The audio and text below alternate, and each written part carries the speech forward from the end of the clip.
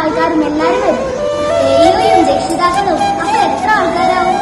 നമ്മുടെ സ്കൂളത്തെ അവസാനത്തെ വർഷം കൂടിയല്ലേ? അവസാനത്തെ വർഷമാണെങ്കിലും കുറെ ഓർമ്മകളൊക്കെ കിട്ടിയില്ലേ? ഇതിനെ ഓർമ്മയായിരിക്കും ഈ സ്കൂൾ വാർഷികവും.